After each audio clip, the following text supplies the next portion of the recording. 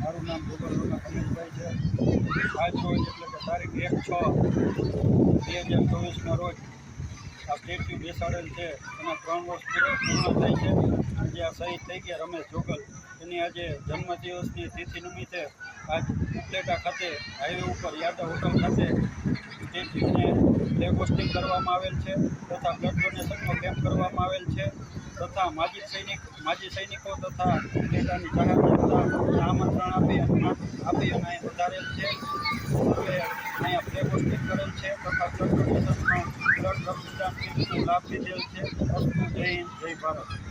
આજરોજ ઉપલેટા નજીક આ યાદવ હોટલ ખાતે જે આજથી 3 વર્ષ પહેલાં શહીદ વીર રમેશભાઈ જોગલનું પુતળું અનાવરણ કરેલ।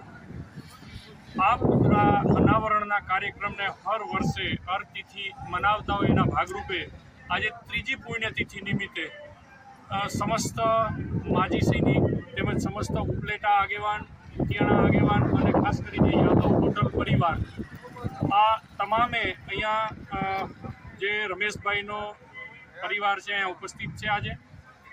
અને આ કાર્યક્રમની અંદર આજે સૌથી સારું કાર્ય બધાએ સહમતિથી એક વિચાર્યું છે કે બ્લડ ડોનેશન કેમ્પ રાખીએ એટલે ખૂબ સારી રીતે આજ મોટા પ્રમાણમાં રક્તદાતાઓએ રક્તદાન કર્યું છે અને આજે સૌ માજી સૈનિક પરિવારો અને અહીંના લોકલ જે અધિકારી સ્ટાફ છે ઉપલેટા લોકલ તાલુકાના એ તમામે પણ હાજરી આપી એ પણ એક ખૂબ ગૌરવની વાત કહેવાય કે એના આટલા કપરા સમયમાં પણ એક શહીદ માટે સમય કાઢ્યો છે તો એ ખૂબ મોટી દેશભક્તિ છે અને સૌ સાથે મળી અને આવી રીતે આપણે આ કાર્યક્રમ ઉજવતા રહીએ તેવી મારી નમ્ર વિનંતી। સમસ્ત ઉપલેટાને ખૂબ ખૂબ અભિનંદન અને આભાર।